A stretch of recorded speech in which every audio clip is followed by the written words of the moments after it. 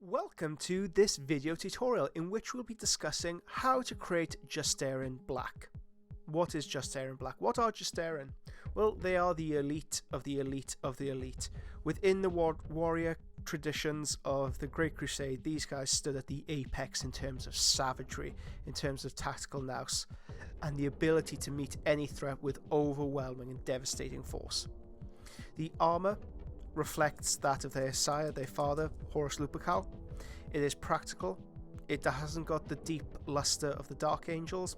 It hasn't got that beetleback quality, say, a Dark Elder may have. No, it is an industrial plate of armour designed to kill. With this in mind, I did not want to develop the armour plate with much in the way of colour inflection. Instead, we've used muted, warmer tones at the very top to give a more lived-in feel to the armour plate. With that being said, let's dive straight into the tutorial.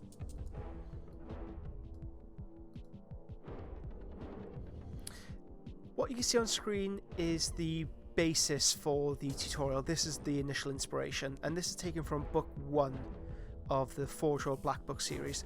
The colour plates offer some wonderful insights into the kind of colour plates that you could introduce into your own work. From this image, you can tell it's very desaturated, insofar as that the only bright, concentrated colours that you can see on screen come from the eye lenses and the leather straps. The rest of the armour, instead of the usual methodology where we build up black armour with cool tones, instead primarily uses warm tones. So it's a nice departure in our usual, ongoing series on how to paint black and other colours.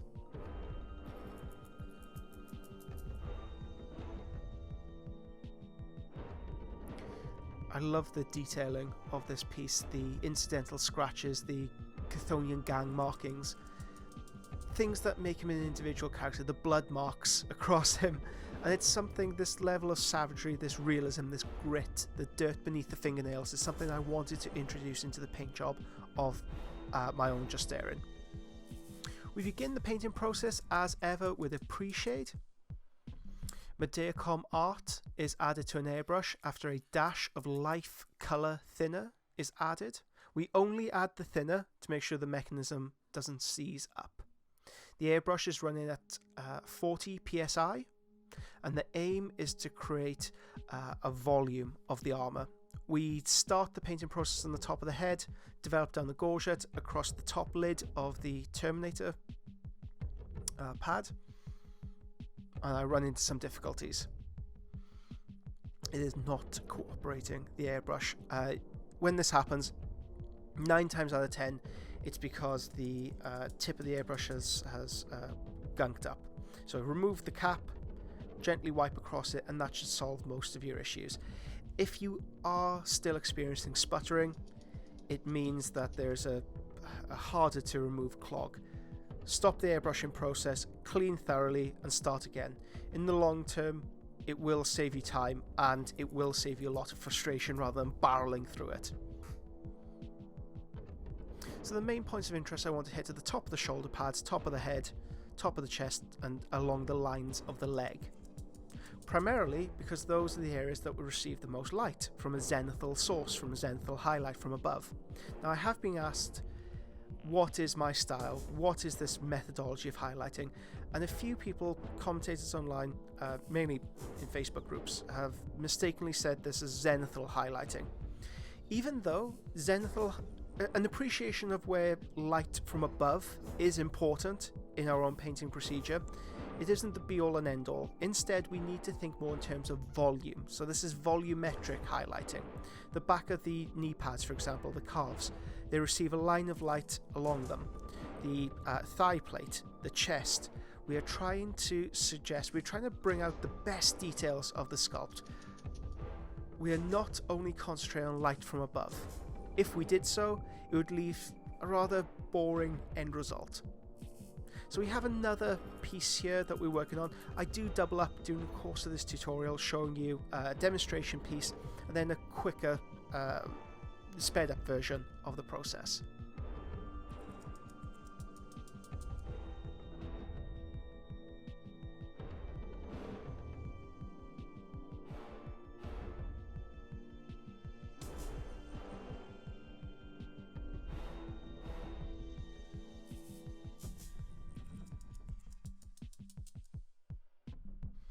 Next up, we are using Ice Yellow from Vallejo, and I'm using Life Color Thinner and a small amount of Liquitex acrylic thinner.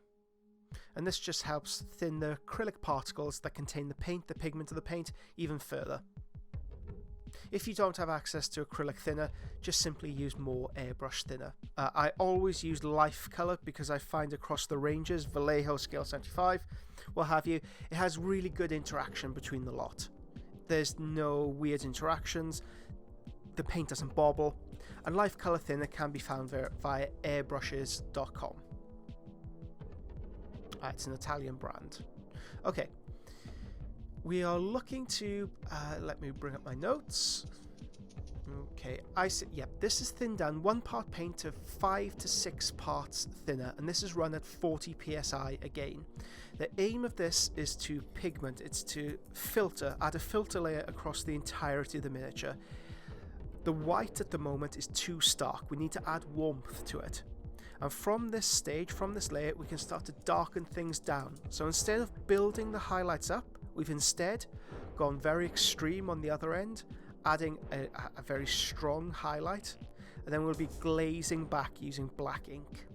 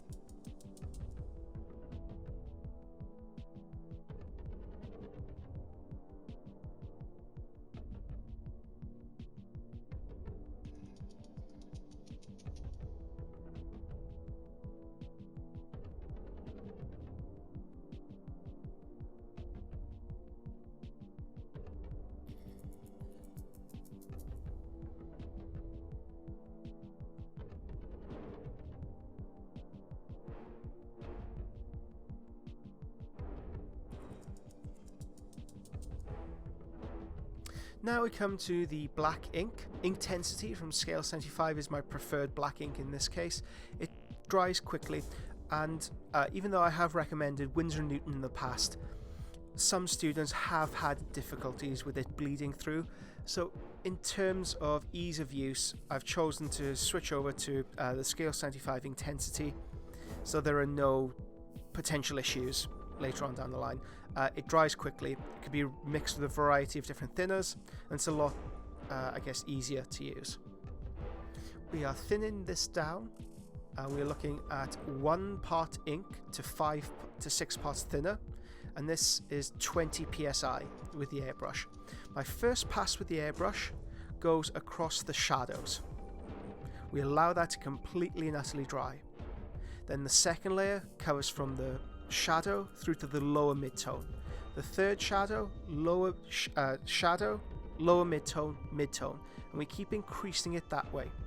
If we can break a paint job down into 5 constituent parts, we have the shadow, lower mid-tone, mid-tone, upper highlight, and highlight.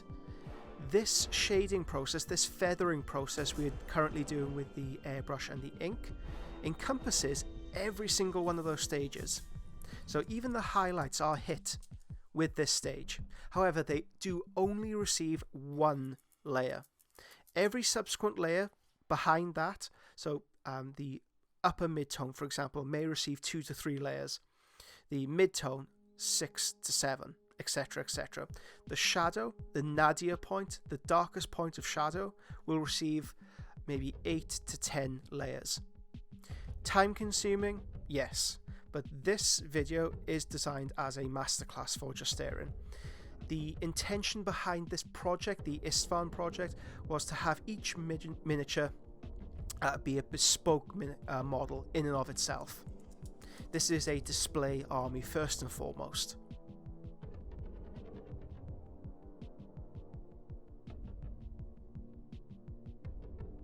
Now you may think at this stage it does look quite light, and you would be right, certainly it is very bright at this stage. However, when we apply gloss varnish later on in the painting process and then oils, etc., etc., it will darken down significantly. So after the airbrush stage, we do need to keep the army quite light, unusually so. If we made it too dark at this stage, when we apply the oils, it will darken everything down and we'd lose all contrast completely.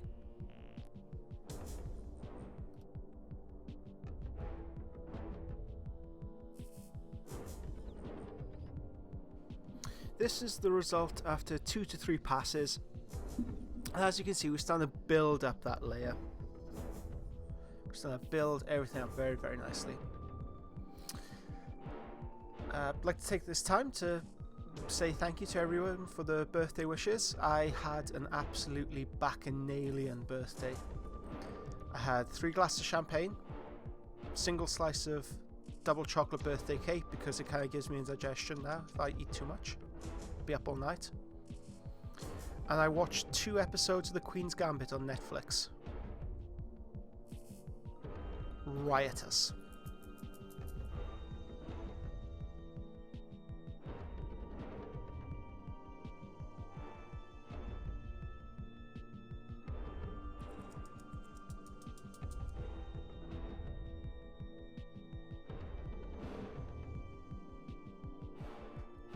Here it's demonstrated our secondary Terminator, which forms the JPEG. Oh no, the thumbnail of the piece. I've always loved about the Horus Heresy these little stories you can tell, even on the bases, especially the Primarchs, the prime examples of this. Primarch bases have mini stories in themselves. This Legionnaire trying to grab a gun, or expire into the gunshot of another Primarch. And it's something I was keen to introduce here. So the Terminator is blowing away another Sons of Horus, very much located on Istvan 3, where interlegionary war, close fitting, close set. But anyway, enough of my ramblings. Further to the Justaerin black, we now need to add Incubi Darkness, my favourite colour in the entire world. And this is thinned down 1 part paint to 3 parts thinner. We are running the airbrush at 20 psi, and the aim here is to pigment the lower mid-tone. It will certainly overlap the shadow, absolutely, but the main aim of this is to capture the lower mid-tone through to mid-tone. So that upper mid-tone through to highlight still has that yellowish black complexion. And this would be a really, really nice scheme, come to think of it, for the Iron Hands, because it does have that industrial-esque quality to it. So if you didn't want to go for the real metallic Iron Warriors, this scheme would be absolutely applicable. And I'd love to paint another Horus using this scheme in particular. In fact, I mean, it's Istvan 3 and this is Istvan 5 Massacre. So who knows what 2021 has an offer for us.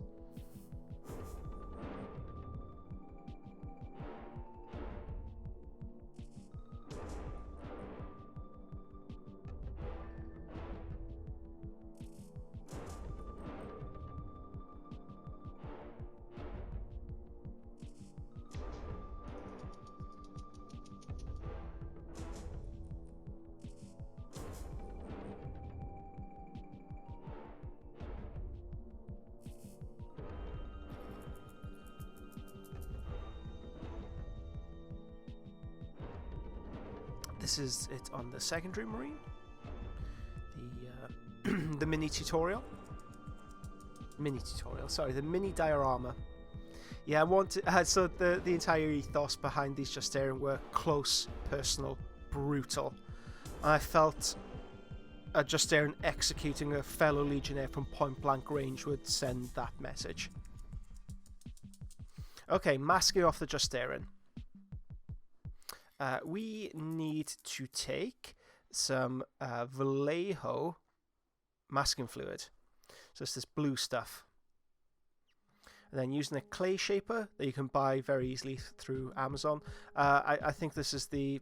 It doesn't matter which one you use, just don't use a paintbrush because it will bugger up the paintbrushes. We're mainly masking off the area so we can hit the Justaerin red shoulder pad, which is on the left shoulder pad, so that encompasses the Sons of Horus Eye, or Eye of Horus, rather I should say. Cling film is used to wrap up the rest of the miniature. This is a very low cost, effective way of masking off your miniatures very, very quickly.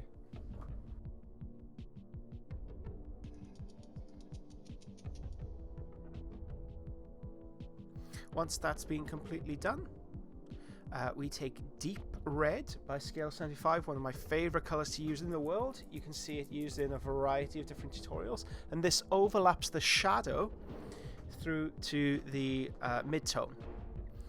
This is run at, let me consult my notes, 1 part paint to 2 parts thinner, so it is quite thin, and it's 20 psi. As you can see with the airbrush, I'm using small tufts of air with small circular motions. I'm always keeping my airbrush in motion to give me the maximum amount of control. If it starts to spit or spittle, I can very easily move it off the miniature, off camera, and preserve the coloration. As you can see, this first coat covers up the shadow through to the lower mid-tone, then the secondary coat covers the entire thing, leaving kind of like a ghostly pinkish appearance to the mid-tone to the highlight. Life color thinner is added again with vermilion. Now this is one of the older colors that I haven't used in donkey's years, but it has this kind of like red-orange appearance to it, that it's not quite as strong as hot orange, not quite as pigmented or as saturated or as pure as an Antares red. I find this color combination a little bit more dangerous. I don't... Can I explain it better than that? No, I can't. There's just something about this color combination of the deep red, which has a more purplish hint to it, the vermilion, which has more of an orange hint to it, and then the black, that's very, very threatening in nature. If you can hear any squeaking off camera, my dog's playing with a chew toy, kind of undercutting my point of this being a very threatening color scheme. Stop ruining the mood, dog. Ice Yellow from Vallejo Model Color. Again, whoever said drop-up bottles are easier to use? It's obviously never been a professional miniature painter. Because they clog up constantly.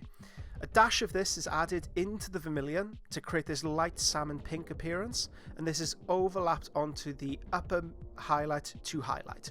This is the final finishing move.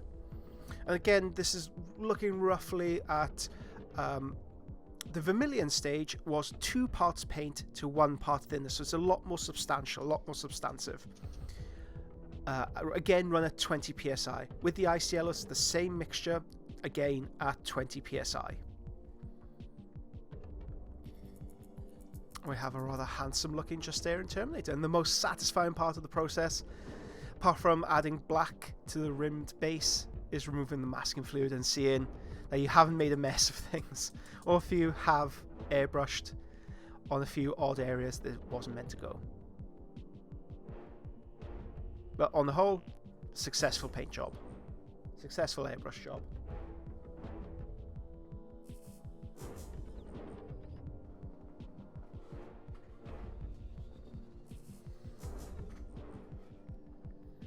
Perhaps we should play a new game in the background, that whenever you hear a squeak or you hear like the tittering of little paws, you get a point And say if you get 10 points, I'll send you a sticker. How about that? Be a new interactive game for the videos. Okay, I messed up a little bit here. I thought that both the shoulder pads were red, but I've subsequently gone over and masked it off. The final layer was ice yellow to make the highlights more coherent and cohesive. Next up, we take Peridot Alchemy, Decayed Metal, Negro Gold, Moonstone Alchemy from scale 75. And we use these in combination to create the metallic golds of the Justaerin plate. So this is a wet blending tutorial. If you have these on in the background and you don't really pay much attention, lift your eyes up for this moment. Have a look at the video on screen because it's very important. Negro Gold goes on first, then Peridot Alchemy. Where do I apply my highlights? Where do I apply my shadows? Follow the highlighting process that you've established with your airbrush layer. You can see the red bands, how it kind of crosses over from the red band of like the dark red band over to the light red band. We can mimic this in our paint job. We can mimic this with the gold that we create on the miniature. The Peridot Alchemy, being the lightest colour, overlaps the lighter portions of the shoulder pad. The Negro Gold, being the mid-tone or lower mid-tone, goes in the lower mid-tone. Decayed Metal, the shadow. At all points, try and mimic the airbrushing layer that you've initially built up.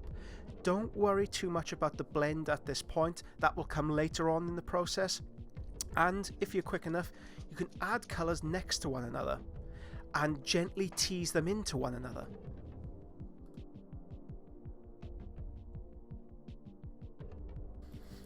We have a little bit of time here, so why don't we talk about the relative merits of true metallic over non-metallic? I feel like with non-metallic, it looks phenomenal for box art. It looks great when you you won't necessarily see the piece in person.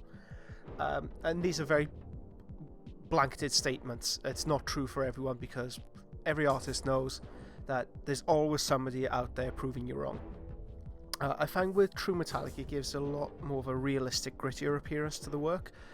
It's harder to photograph, certainly, because the light reflections bounce every which way. That's why I like to locate the shadows with matte colours. However, the metallic pigments themselves, you need to learn how to thin them down. Because yes, unbelievably, thinning your metallic paints down, especially in the later processes and the later works, does help immensely. The stage we're at now is the, I guess it's the pre-coat. This is the structure. This is how we go about building up the basis for the work. After this, we'll be applying oil paint, and we'll be reapplying silver and then glaze layers of elven gold. So this, don't stress too much about this stage. It's only the first step in like a 5-step process. I've seen so many students come this far and just lose their nerve. Unfortunately, because if you're new to this system, of course you're going to lose your nerve. You haven't seen how the kind of results you'll get at the end. Hopefully by the end of this video you will see a physical result of how things pan out. But unless you practice this, unless you do this yourself, yeah, there is always that moment of trepidation. To free yourself from that, pick up an old miniature and just paint, just practice this technique on. The brush I use is one of my better ones. It will either be, it's a Rosemary Co. I just saw on camera. Thank you very much, past me. It'll be a Rosemary Co. Series 33. I don't pay too much attention at this stage for this kind of work to the actual size, as long as it has a good point. You can do most things with a size 210 for base coat, base layering, that sort of procedures. Later on I will be moving down to a 000 for finer detail work. But the thing you want to concentrate on with a good brush, sound drunk there, concentrate on with a good brush at this stage is that it comes to a fine tip. It's the tip that will lead you in every which way, in every direction. The line you draw with the brush is tip led. You'll see when I apply the brush to the surface of the miniature, 9 times out of 10 it's with the tip first, because it locates, it's kind of like my red dot laser sight of where to develop the colour from there. And as I move the brush along, more pigment flows off it, and that's where you can develop those really nice artistic brush strokes. But at this stage, it pays not to be overthink things or over analytical about them. As long as you have a rough structure built up that you can see via the airbrushing stage where the highlight, I mean, the shoulder pads are perfect examples here. You can see that band of light, so that light needs to be mimicked on the silver, on the gold of the piece. So your lighter gold, peridot alchemy needs to go there. It develops into a low mid-tone and shadow. Mirror that with the colors that you use. The decayed metal is the shadow, negro gold is the lower mid-tone. I guess you can say that negro gold plus peridot alchemy is the mid-tone. An increasing amount of peridot is added for the subsequent upper highlights, but we do not add a tip-top highlight at this stage. That will come later with the silver.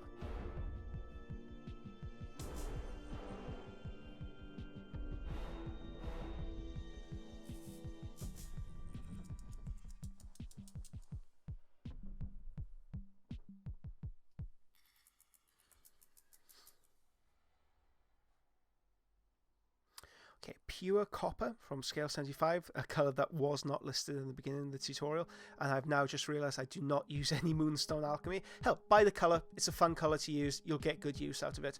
But pure copper is used on the bracing, is that what it's called? Of the axe, as well as the gun clip. Sorry, I'm really exposing my lack of military knowledge here. Clip? That's called where the bullets sit. Where the bullets live. Burnt iron.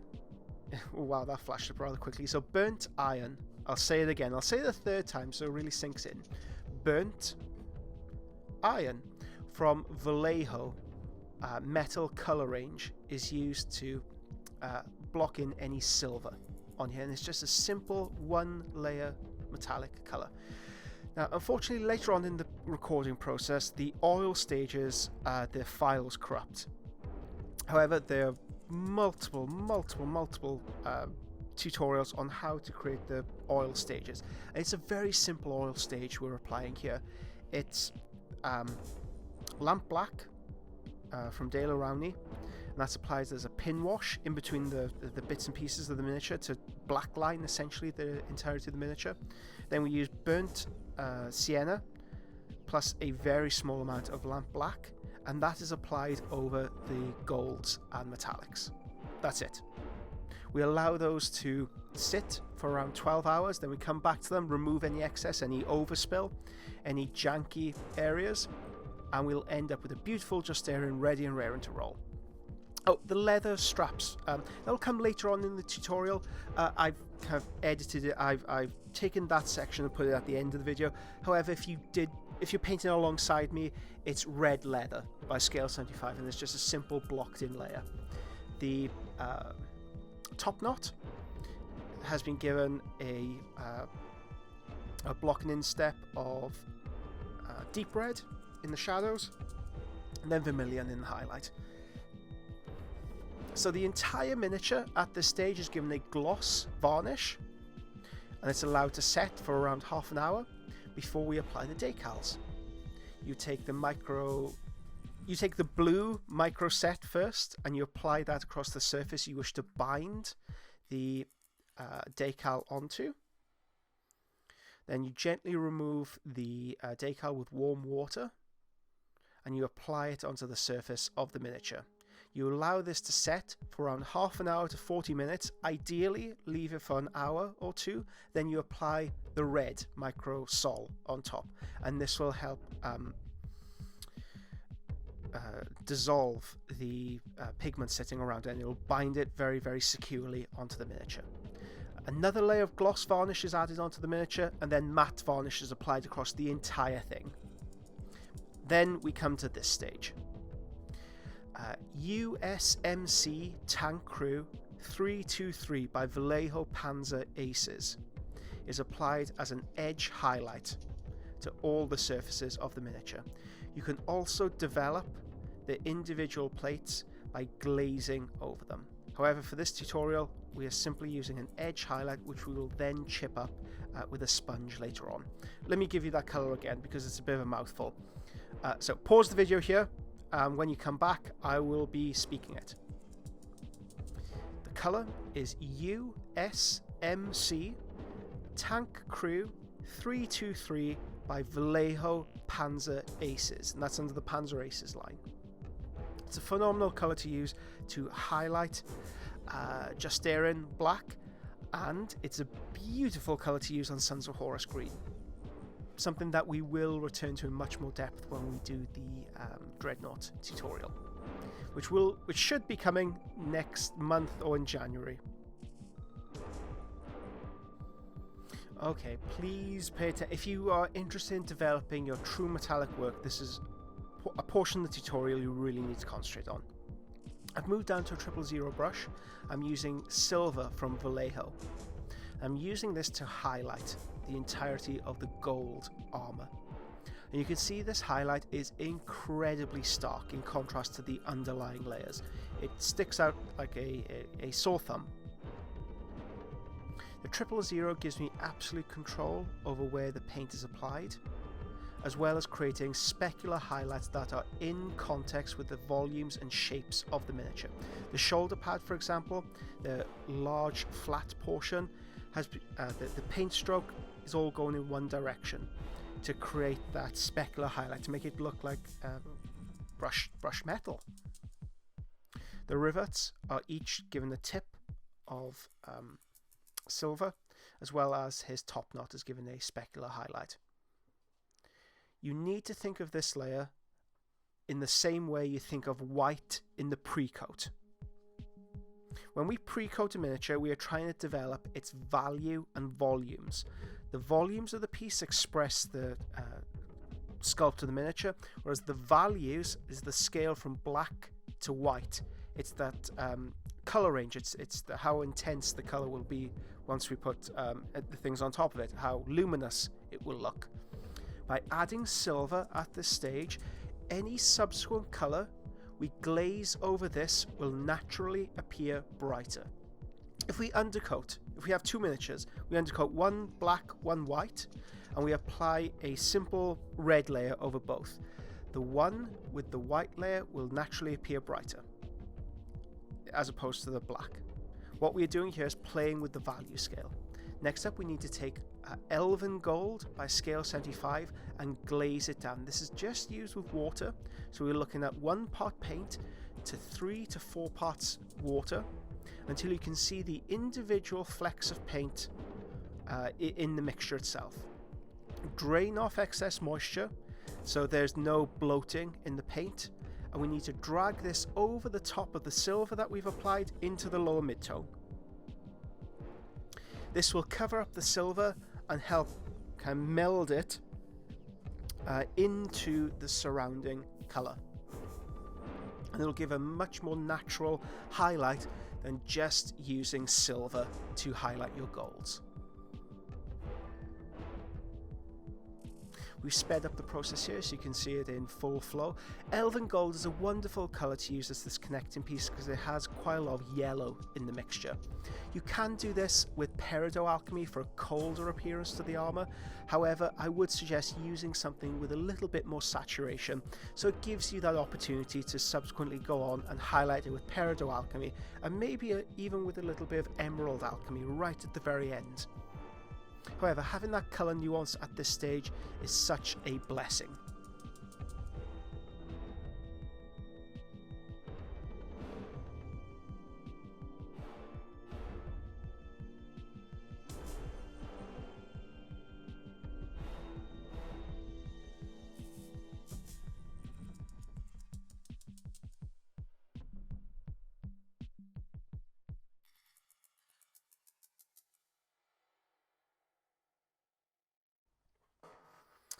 After the gold has completely dried, I mix Peridot Alchemy in silver, 50/50, and this is added as a final specular highlight onto the golden armor plate. It tends to be just an edge highlight to express the sculpt itself. It neatens things up, and because of the nature of metallic pigment, the reflections hit different spots on the armor. Neatness is very much a virtue at this stage. You can certainly imply different fractures to the armor, you can imply weathering. However, you don't want to take it too far because it will obfuscate the eye. And that is my word of the day, obfuscate. It means to obscure. Antares Red. I've been listening to a lot of Steve Coogan recently. I feel like I'm mimicking his not only voice patterns but thought patterns as well. Okay, Antares Red is used to highlight the top knot to begin with, and then we will add a small amount of vermilion to highlight that. So vermilion, again, this is done with a 000 brush. The paintbrush is quite loaded up with this. I don't want to keep going back and forth. The brush stroke itself is being led up to the highlight, and that drag effect will give me the look I'm going for. Light skin is then added, and it's added at the very top portion of the top knots. The eye lenses, these have been given a coat of deep red than Antares Red. Next up, we take a bit of light flesh and add it to vermilion, and that creates that light pinkish appearance for the under effect. Vermilion is applied across the entirety of the eye lens, and you can see the lightness of the light flesh kind of poking out. Next up, we need to reaffirm the highlights and the shadows. Just done using pure ice yellow. We add a smile, so it's the grin at the bottom and 2 dots at the very deepest point of shadow. As simple as that.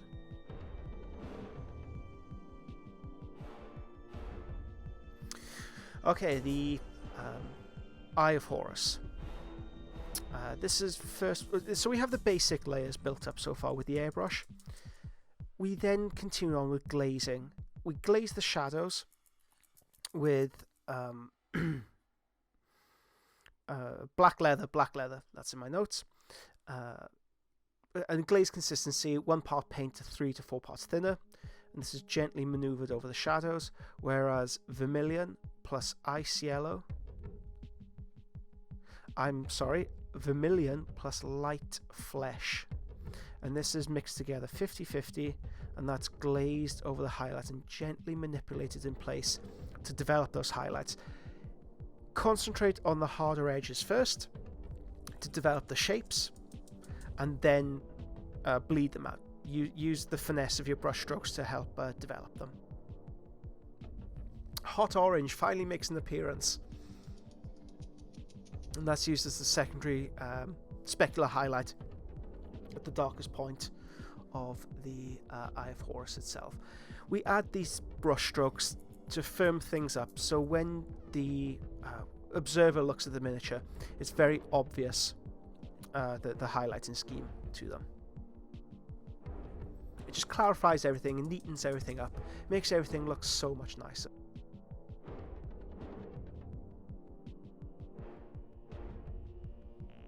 In this video we are doing leather straps. It's something I've been musing on, of creating a new sub-series called Really Useful Videos that have snapshots on certain techniques on certain portions of the miniature, so you wouldn't see the creation of all of this, just one specific portion of it that you can take into any aspect of your miniature painting. Let me know. As anything, feedback is key with this thing. It's a two-way communication thing, right? Unless you tell me, I don't know. In this episode, we'll be looking at how to do leather straps. We'll be looking at how to, a simple recipe. We'll be looking at the application. For this, we'll need our famous sponge on a stick. And we'll also need one of the smallest brushes that you own. In this case, it's a 000 Winsor & Newton Series 7. For the recipe, rather straightforward. I'm using the wood and leather set from Scale 75. I will be using Where are we? Sandalwood, red leather, black leather, and we can even add a touch of birch in there for contrast. So the miniature has been base coated with red leather. It's been given a gloss varnish and an oil wash over the top, so it's darkened all the leather down. Alternatively, you can simply use black leather as the base coat. From here, let's take some red leather, add a pop onto my palette. Let's take sandalwood, you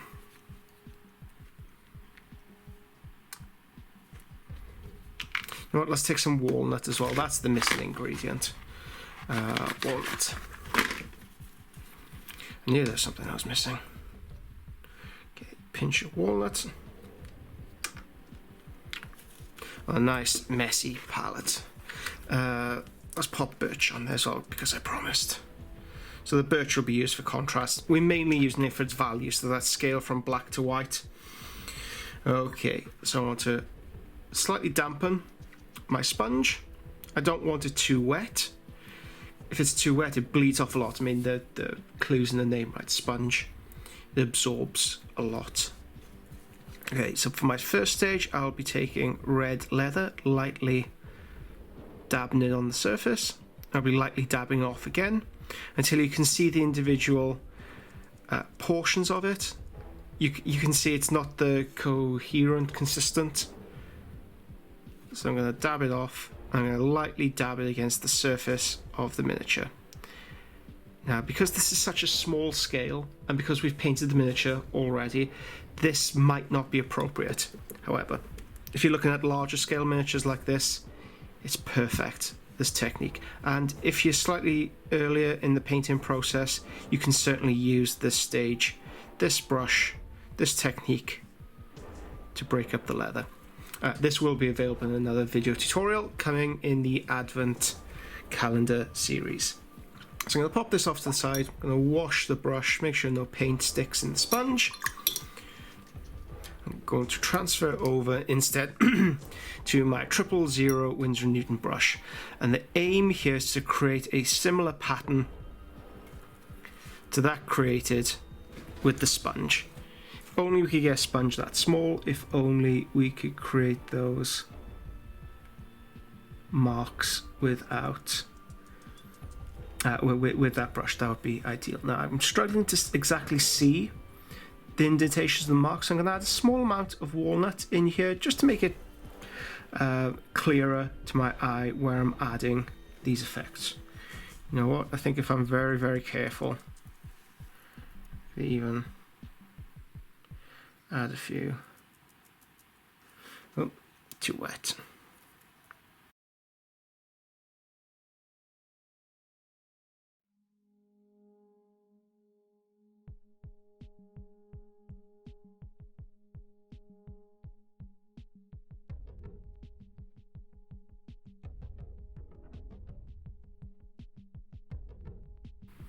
Technique with the brush is mainly using the tip, adding lots and lots and lots of little dots to create the effect I'm looking for.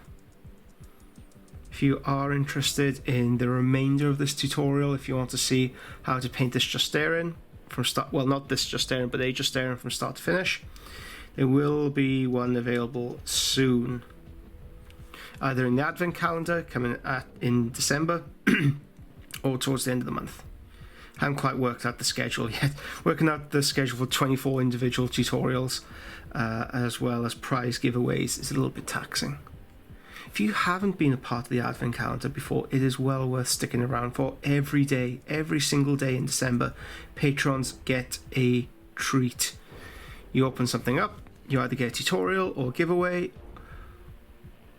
You either get a tutorial or giveaway. You get something every single day. You lucky, lucky beggars.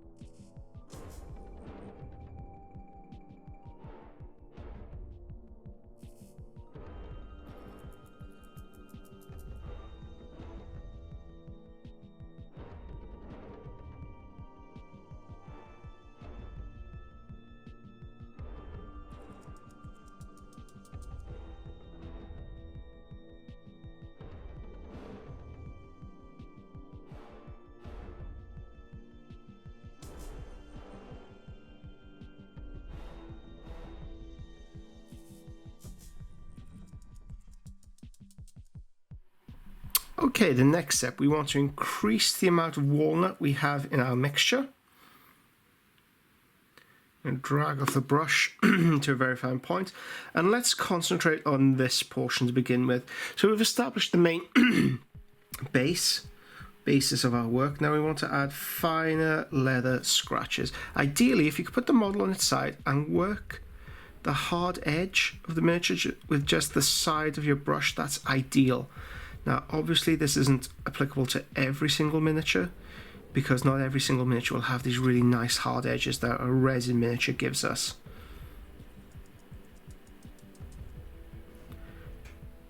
However, if you are able to do it, it's somewhat of a dry brush consistency, so the paint is visible enough or viscous enough to work its way off the surface onto the miniature, but not so wet that it kind of blotches and bleeds into the surroundings.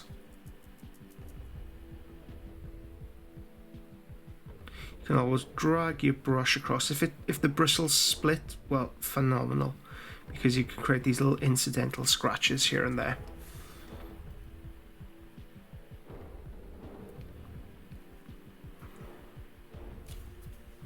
Next up, we take sandalwood.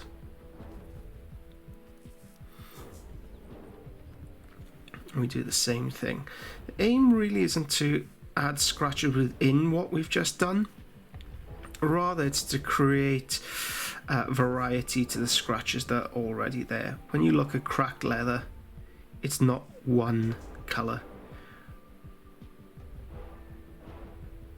As miniature painters, we kind of sold on this idea of uniformity, that everything needs to be the same. If we paint a unit of these guys, well, every single scratch needs to be the same colour recipe, and it needs to be the same, But why? Why does it need to be the same? We can use very roughly the same basis, the same colours, but every miniature, every scratch will go through its own different experiences. It will go through its own different processes. Each scratch will look different, and you should embrace that. It leads to a much better end result. Uniformity kills creativity.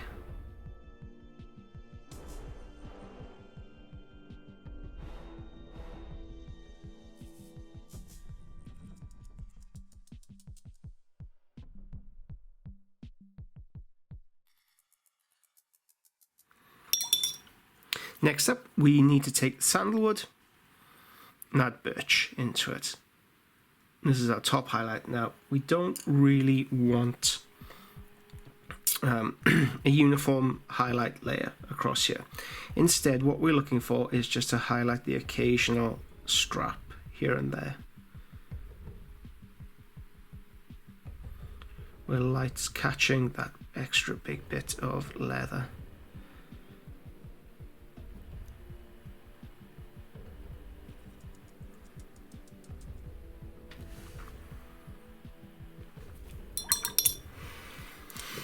I'm going to throw a curveball in here. Iroko.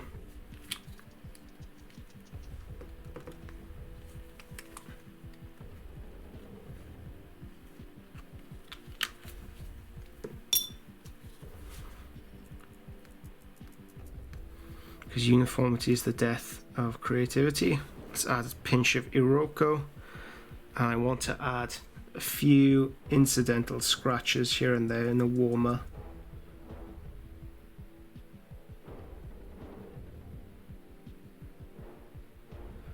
Leather.